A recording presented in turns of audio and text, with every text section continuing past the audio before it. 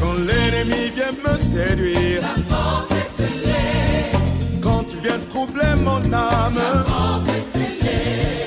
quand survient la tentation, La porte est scellée. scellée par le sang précieux. Le sang de l'agneau. Quand les soucis veulent m'envahir, La porte est scellée. et quand la tristesse m'environne, La porte est scellée. quand je me sens en proie au doute, La porte est scellée. scellée par le sang précieux. Je suis. Il n'étudie pas la parole de Dieu, il ne médite pas la parole de Dieu. Mais mon souhait est que le chrétien de la Mipa, le peuple de la Mipa que nous sommes, nous soyons comme des chrétiens libérés.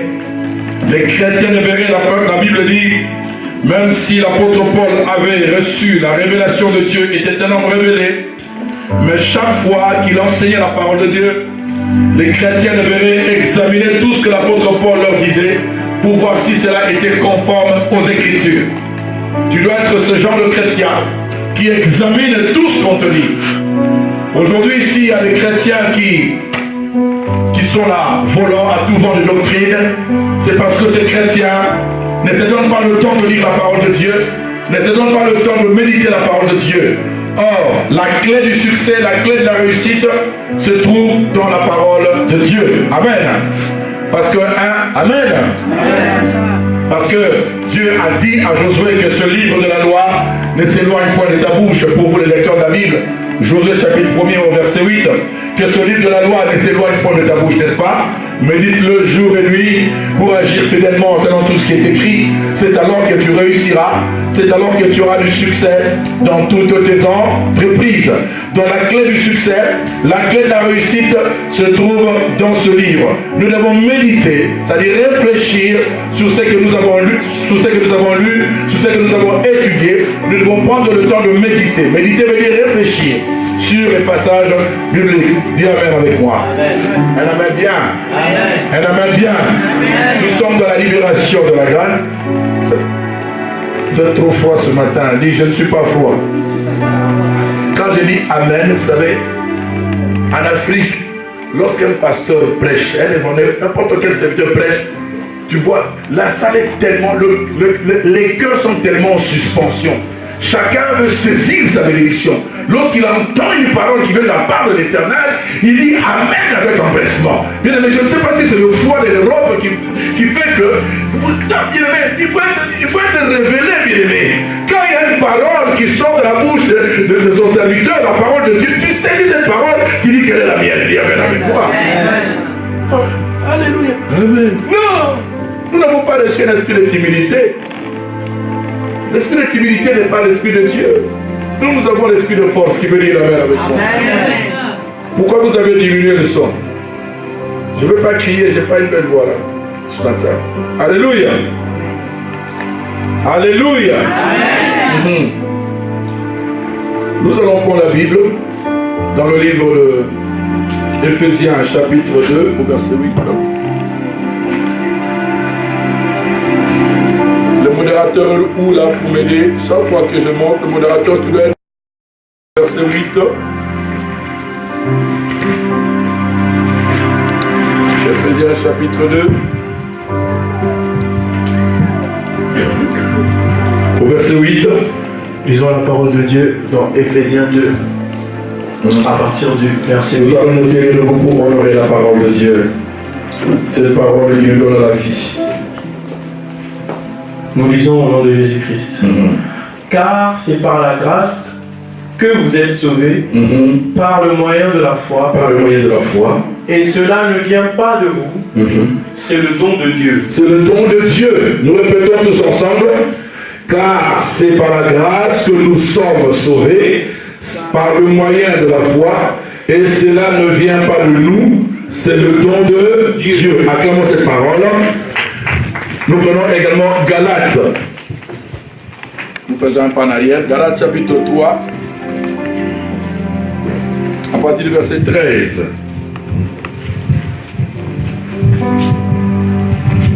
Galates 3. À partir du verset 13. Lisons au nom de Jésus-Christ. Amen. Christ nous a rachetés de la malédiction de la loi. Nous allons lire tous ensemble. Nous commençons tous. 1, 2, 3. Christ nous a rachetés de la malédiction de la loi, étant devenu malédiction pour nous, car il est écrit, maudit est quiconque est pendu au bois, afin que la bénédiction d'Abraham eût pour les païens son accomplissement en Jésus-Christ, et que nous ressuscions par la foi l'Esprit qui nous avait été remis. Nous allons dans le premier livre de Genèse, Genèse chapitre 12.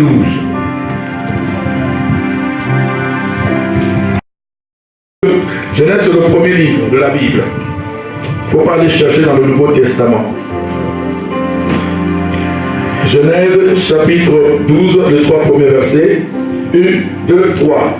L'Éternel dit à Abraham, va-t'en de ton pays, de ta patrie et de la maison de ton père, dans le pays que je te montrerai. Je ferai de toi une grande nation et je te bénirai. Je rendrai ton nom grand et tu seras une source de bénédiction. Je bénirai ceux qui te béniront et je maudirai ceux qui te maudiront, et toutes les familles de la terre seront bénies en toi. Allons dans Genèse 17. C'est le dernier livre.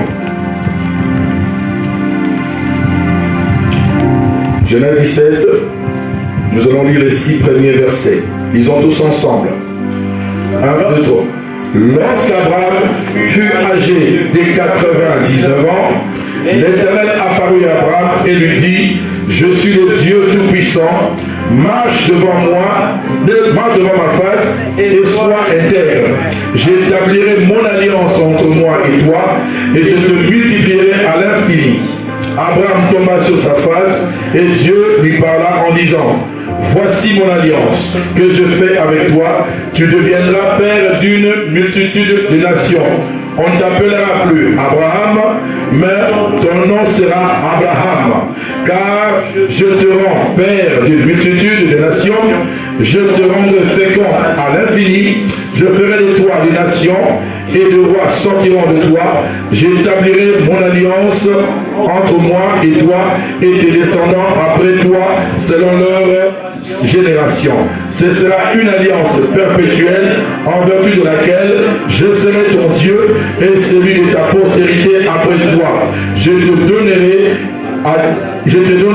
et à tes descendants après toi le pays que tu habites comme étranger, tout le pays de Canaan, en possession perpétuelle, et je serai leur Dieu. Nous acclamons la parole de Dieu. Hey. Nous acclamons. Plus que tu acclames, autant Dieu te bénit ce matin.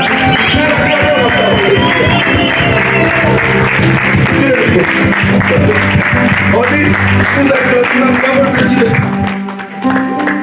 On dit, nous acclamons la parole de Dieu. Alléluia! Nous acclamons la parole de Dieu. Nous acclamons la parole de Dieu.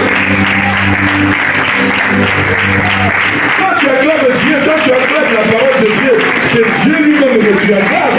C'est Jésus que tu acclames, parce qu'il est la parole vivante. Alléluia! Nous acclamons maintenant la parole de Dieu. Alléluia! Alléluia! C'est la parole qui s'est faite chair. Nous acclamons la parole. Dis avec moi, à partir d'aujourd'hui, je change de mentalité.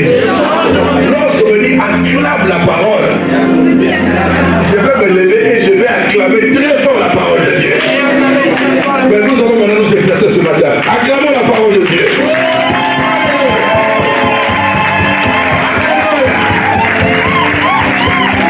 Lorsque nous commencerons à faire comme ça, le ciel va bouger et le ciel va descendre, va faire descendre sur nous les bénédictions de l'Éternel. Acclamons encore une fois la parole de Dieu. Alléluia. Amen. Ah, nous sommes merveilleux. Prenons place, bien-aimés.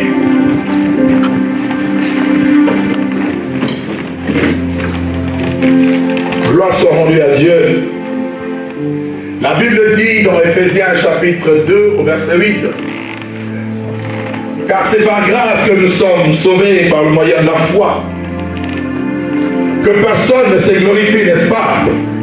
Que personne ne dise c'est à cause de mes œuvres que je suis sauvé. Nous sommes sauvés par grâce. Tu n'as fourni aucun effort.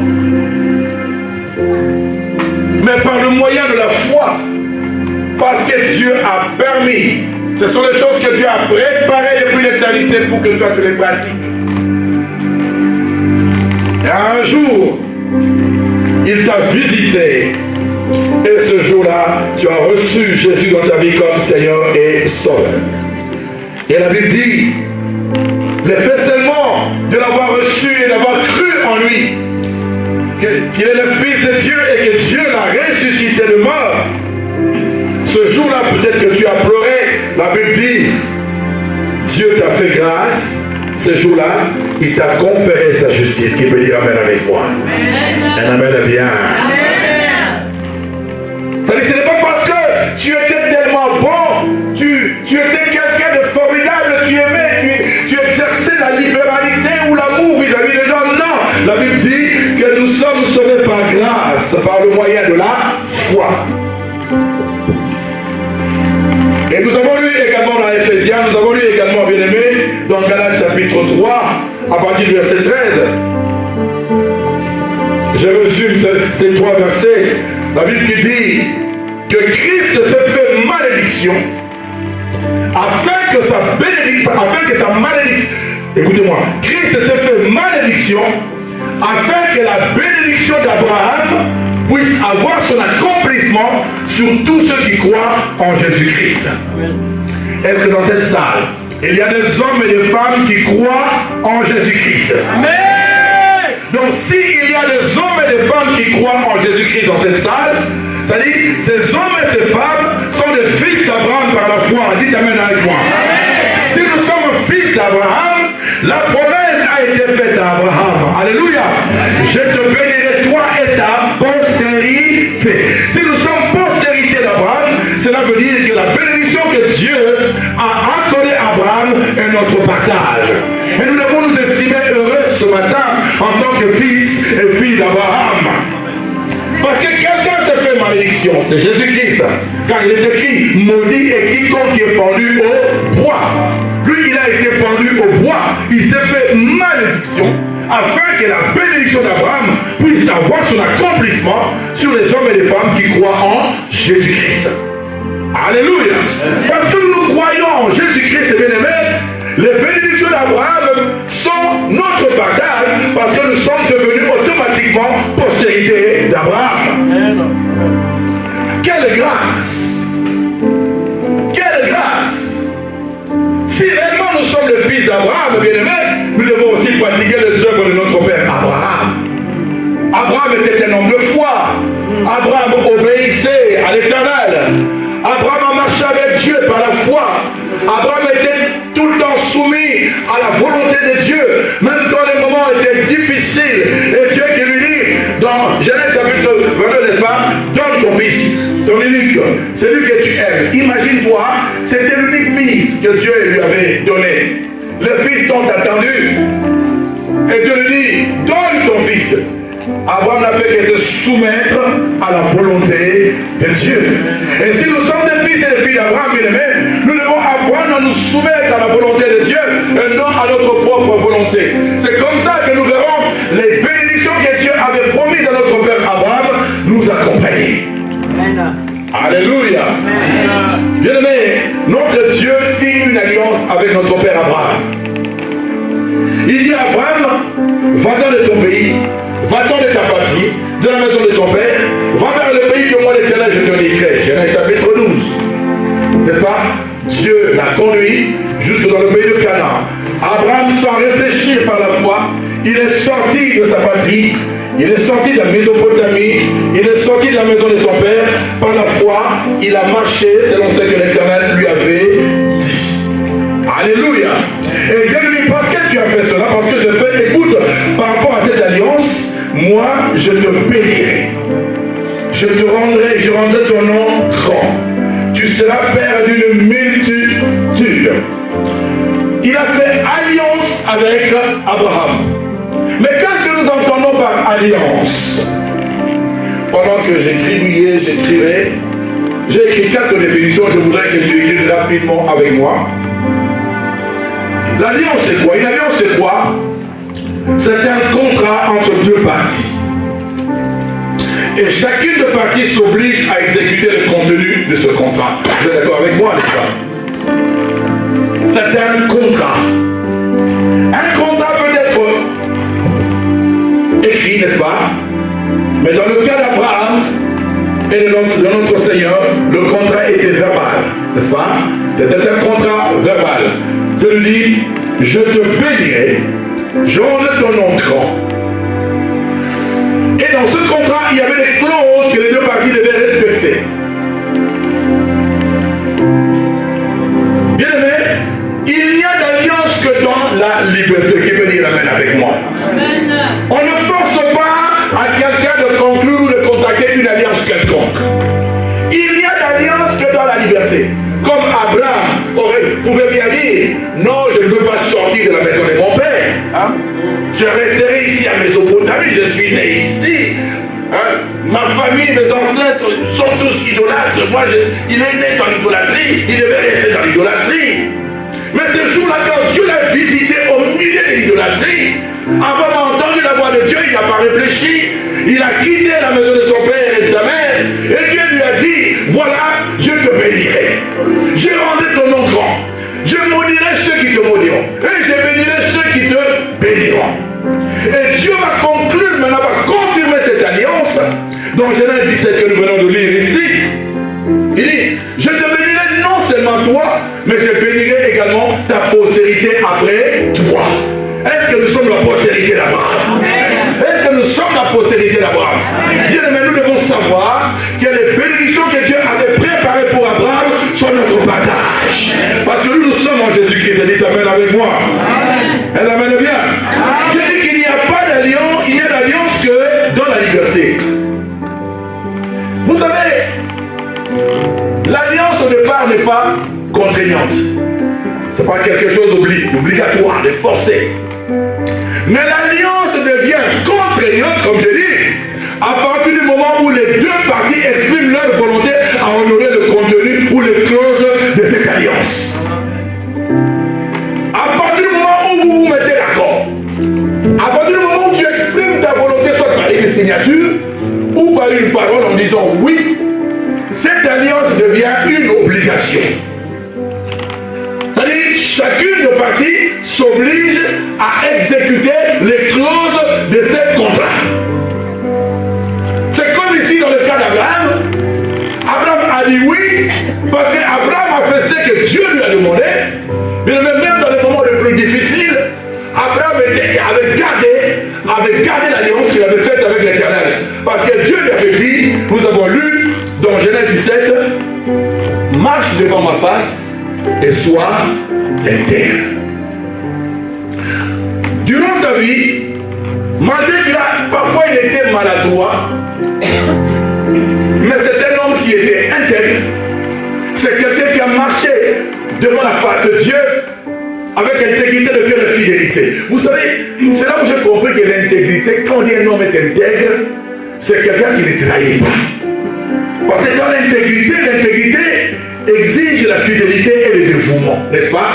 Une personne intègre, bien aimé, c'est une personne qui est fidèle, c'est une personne aussi qui est dévouée, c'est une personne qui fait exactement ce qu'on lui a demandé de faire. On voit ici, Abraham était dévoué à l'Éternel. Abraham était un homme intègre. Si Abraham était un homme intègre, nous, ses fils et ses filles, nous devons aussi être des hommes et des femmes. Nous, ses filles et ses filles, nous devons toujours marcher devant sa face. Marcher devant la face de Dieu veut dire quoi? C'est obéir à la parole de Dieu. Se soumettre à l'autorité de la parole.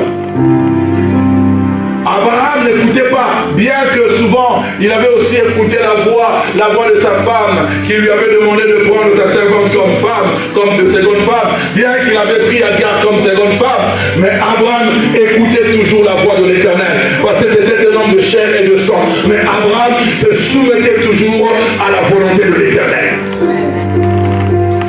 Voilà pourquoi l'apôtre Paul, quand nous lisons dans l'épître de Paul aux Hébreux, bien aimés, au chapitre 6, à partir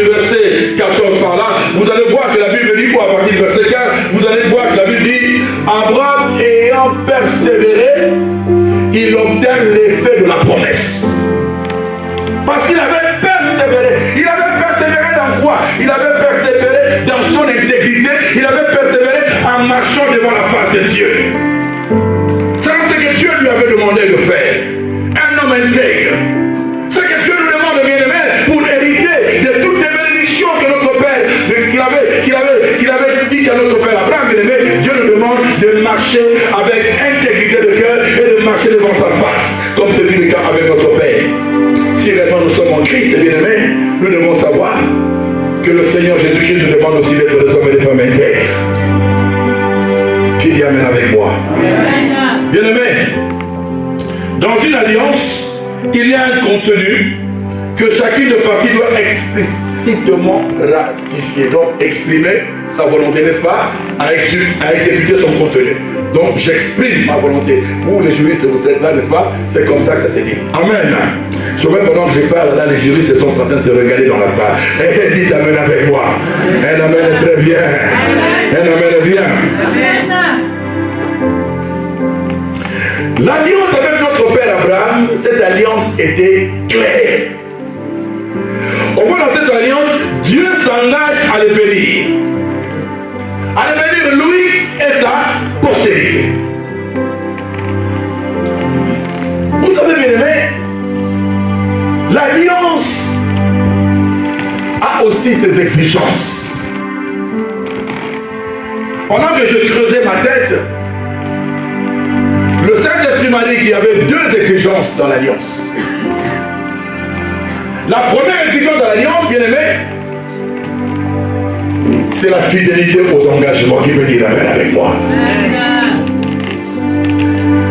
Il n'y a pas d'alliance si on n'est pas fidèle dans les engagements qu'on a pris avec l'autre partie. Abraham est resté fidèle. Dieu de son côté aussi était fidèle. Vous savez, Dieu, notre Dieu, a toujours été contraignant lorsqu'il s'agit de ses alliances. Parce que Dieu ne réunit jamais ses alliances.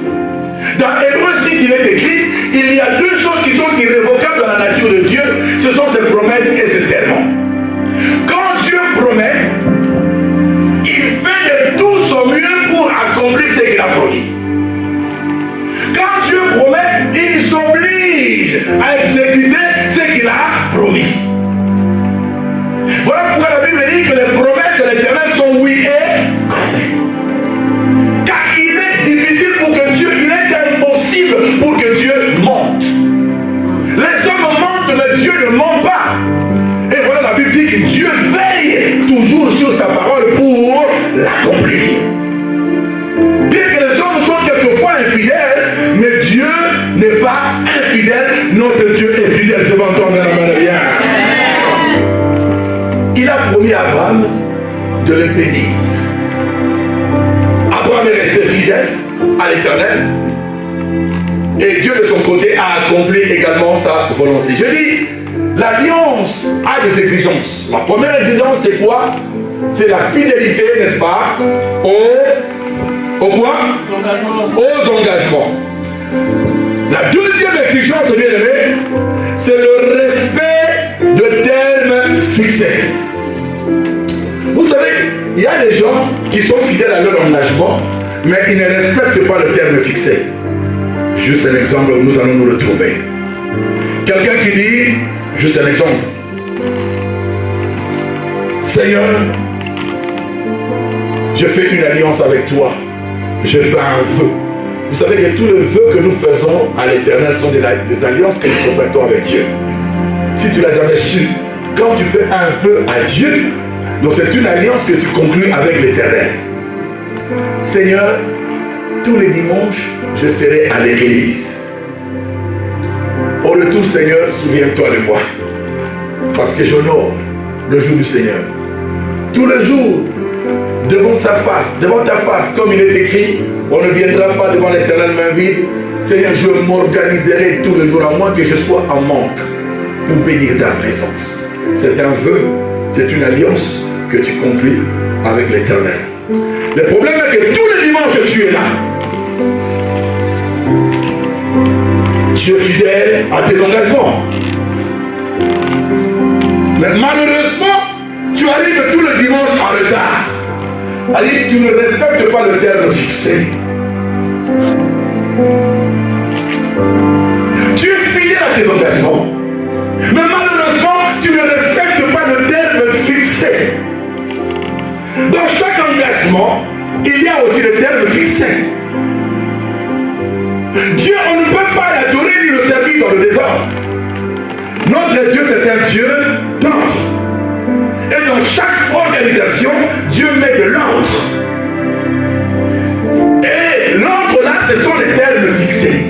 Lorsque nous disons que nous commençons le culte à 10h, le culte commence à 10h. Ça, ce sont les termes fixés. Donc je dois m'organiser pour respecter ces termes fixés. Bien que j'ai pris l'engagement avec Dieu d'être fidèle à l'Église. Le peuple de Dieu est en train de périr par manque de connaissance. Gloire soit rendue à Dieu parce qu'il a établi le ministère pour l'édification de l'Église. Le ministère de Dieu les a établis pour consolider l'Église, pour former l'Église, pour perfectionner les saints. Voilà pourquoi nous sommes là. Il y a des choses que nous ne saisissons pas. Voilà pourquoi parfois il est difficile à ce que nous puissions vivre matériellement les bénédictions d'Abraham. Et pourtant nous sommes les fils d'Abraham. Les fils d'Abraham, bien aimés, nous devons vivre les bénédictions de notre Père.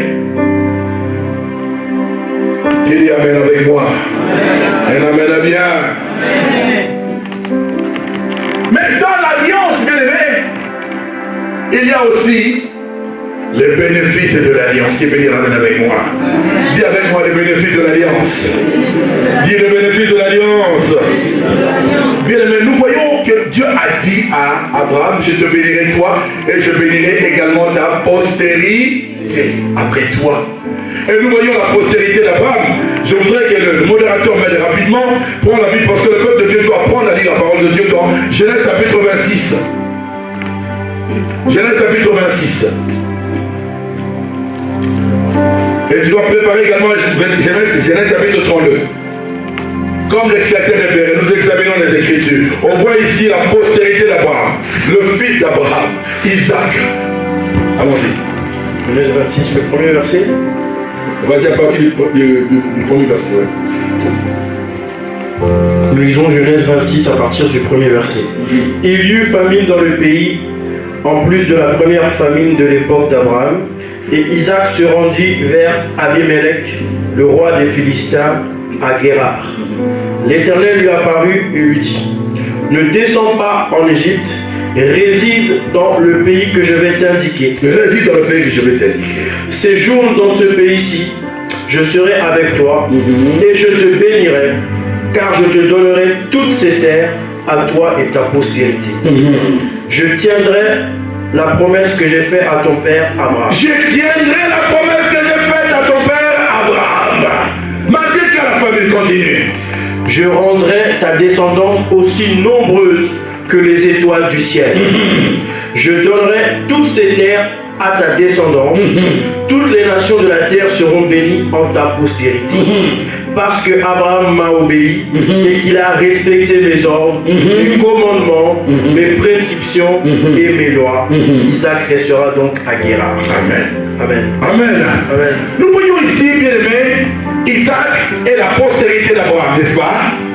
Dieu avait dit, je te bénirai toi et ta postérité. Nous voyons ici, malgré qu'il y a la famine, mais malgré la famine, l'Éternel bénit Isaac, comme il avait promis à Abraham son père. N'est-ce pas? Abraham, le père d'Isaac, avait obéi à l'Éternel. L'Éternel le souligne, je te bénirai, parce que j'avais promis à ton père Abraham que je le bénirai, à cause de son obéissance, je le bénirai lui et sa postérité. La Bible dit qu'Abraham était vieux. Abraham était vieux, bien aimé. Quand tu lis dans Genèse 24, retournons 24, on examine les Écritures. Genèse 24, premier verset. La Bible dit, Abraham était vieux, avancé en âge, et l'Éternel avait béni Abraham en toutes choses, jusqu'à sa vieillesse. Abraham était un homme prospère. Parce que Dieu lui avait promis que je te bénirai. Si tu marches devant ma face, et si tu restes intègre, comme tu as obéi, je te bénirai toi et ta postérité. Jusqu'à sa vieillesse, Abraham était un homme prospère. Dieu est Dieu. Dieu, lorsqu'il promet, lorsqu'il conclut une alliance, il ne réunit jamais son alliance. Lorsque Dieu bénit, lorsque Dieu promet, il ne tarde pas à accomplir ce qu'il a promis. Peu importe le temps que ça peut passer. Mais ce qui est vrai, quand Dieu promet, il finit toujours par accomplir. Dites amen avec moi. Amen. Amen, amen. On voit ici, même avec son fils, Isaac, David dit que la famille était en train de sévir à cette époque-là. Mais Dieu avait béni Isaac.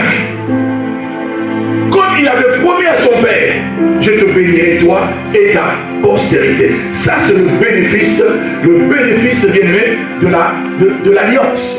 Lorsqu'il y a une alliance, bien-aimé, nous devons savoir que les alliances que nous contractons avec Dieu, les vœux que nous faisons avec Dieu, Seigneur, si tu fais ceci, moi aussi je ferai ceci. Ou fais-moi ceci, je fais ceci, Seigneur Dieu, pour toi, souviens-toi de moi. Chaque fois que tu fais un vœu à Dieu, derrière le vœu que toi tu fais à Dieu, c'est caché une grande bénédiction. Tu me dis la main avec moi. C'est caché une grande promesse. Parce que Dieu ne peut pas permettre à ce que tu lui fasses un vœu et que tu accomplisses ton vœu et que lui au retour ne fasse rien. Notre Dieu, c'est un Dieu d'alliance. Qui me dit la main avec moi. Lorsque nous concluons des alliances avec l'Éternel, bien-aimé, nous devons savoir que derrière cette alliance ou dans cette alliance, c'est cache de grandes bénédictions. Non seulement pour nous-mêmes, pour nos enfants, nos arrière-enfants et pour notre retour. Maïka, qui me dit la main avec moi. Elle la main est très bien. Parce que tu as pris la résolution de servir Dieu. Parce que tu as pris la résolution d'être serviteur de l'Éternel, mon ami. Parce que tu as fait ces vœux à l'Éternel, Seigneur, je m'engage à te servir. Parce que tu as pris l'engagement de servir Dieu, tu viens de conclure une alliance avec l'Éternel. Reste fidèle dans cette alliance, parce que les bénédictions de l'Éternel seront ton partage. Elle amène bien. Elle amène très bien. Alléluia. Amen. Parce que Dieu, c'est là où c'est compris. Quand Dieu te dit que je te bénirai, même dans ta vieillesse, tu verras cette bénédiction. Quand Dieu te dit que je te bénirai, moi j'ai vu des hommes bien-aimés qui avaient les promesses de Dieu. À l'âge de 83 ans, cet homme est devenu Premier ministre. Vieux Premier ministre. Maintenant dans mon pays, on commence à l'appeler patriarche. Béni. Lui-même, quand il a senti qu'il était fatigué, il a dit non, je demande ma retraite. Cet homme avait les promesses de l'Éternel. Nous ne savons pas les bases que cet homme avait posées dans sa vie. Nous ne savons pas ce qu'il avait fait, ce que ses ancêtres ont fait. Les alliances bien-aimées que nous contractons avec Dieu ont leur bénéfice, non seulement dans notre vie, mais également dans la vie de notre postérité. Amen. Amen. Plus loin encore, dans Genèse chapitre 36, lis à 32 plutôt, lis avec moi le verset 26. Genèse 32. Nous lisons la parole de Dieu dans Genèse 32 à partir du verset 26. Ouais. Voyant qu'il n'était pas vainqueur contre lui, cet homme le frappa à l'embouture de la hanche. Celle-ci se déboîta pendant qu'il luttait avec lui. Il dit: laisse-moi partir, car l'aurore se lève. Jacob répondit: je ne te laisserai pas partir avant que tu ne m'aies béni. Il demanda: quel est ton nom? Il répondit: Jacob. Il ajouta: ton nom ne sera plus Jacob, mais tu seras appelé Israël. Ton nom ne sera plus Jacob, tu seras appelé Israël. Parce que le nom de Jacob signifie tout simplement usurpateur, menteur. Alléluia. Bien aimé, vous voyez ici, on continue. Car tu as lutté avec Dieu et des hommes et tu es sorti vainqueur. Il a lutté avec Dieu. Jacob lui demanda: révèle-moi donc ton nom. Il répondit: pourquoi demandes-tu mon nom? Et il le bénit là. Jacob appela cet endroit Péniel, car il dit: j'ai vu Dieu face à face et ma vie a été sauvée. Amen. Jacob fouillait là-bas, n'est-ce pas? Il fouillait son frère, n'est-ce pas? Il fouillait son frère, comment? Esaü. Il fouillait son frère Esaü. Bien aimé dans le Seigneur, il est arrivé à un endroit où il était très fatigué. Et il devait se coucher à cet endroit-là. Jacob, jusque-là, son nom signifie menteur. Et je crois que nous connaissons l'histoire. Parce qu'il avait volé les droits de naissance de son frère jumeau. Mais c'était selon la prophétie de l'Éternel à sa maman Rebecca. Sache que 2 nations sortiront de ton ventre. Le plus grand sera assujetti par le plus petit. Mais la façon dont les choses se sont déroulées, c'était pas comme Dieu avait prévu. Alléluia. C'était la méthode des hommes.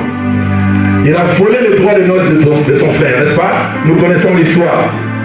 Son frère était tellement furieux.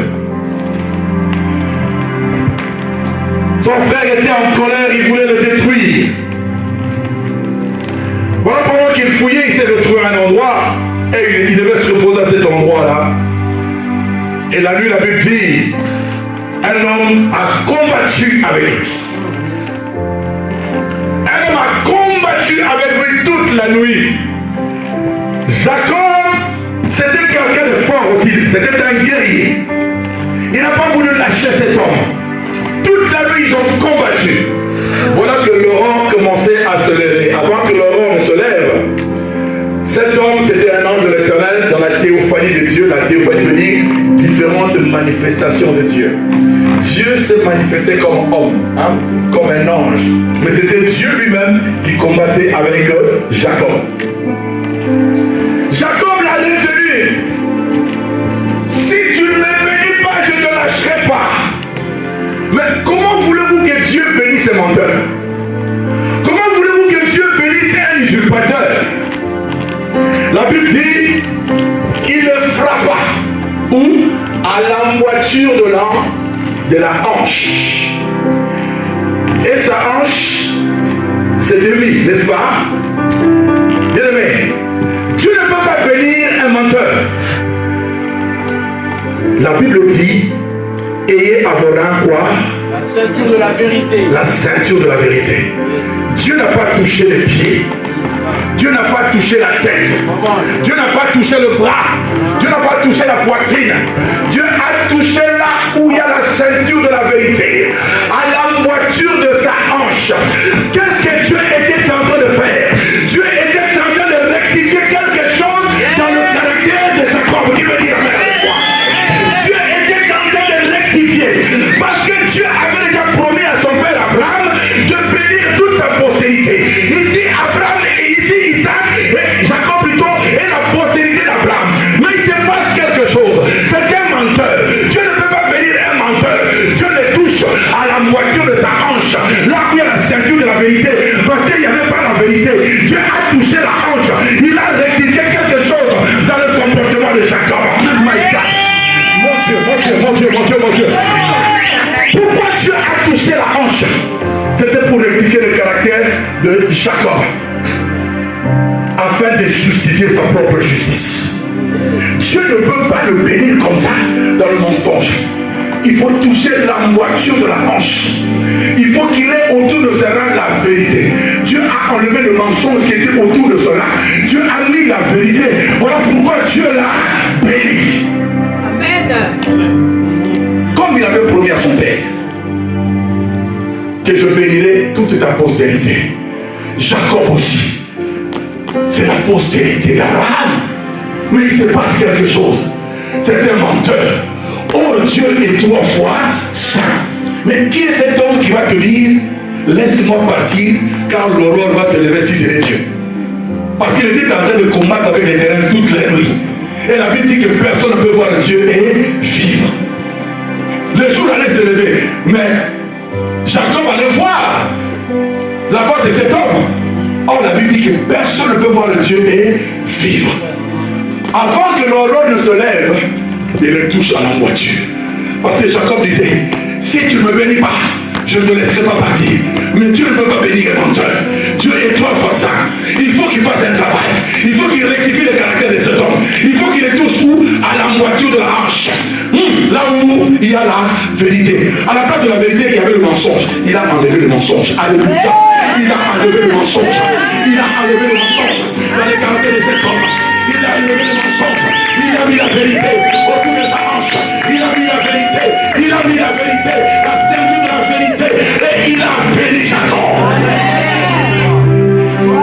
avait promis à son père, Abraham.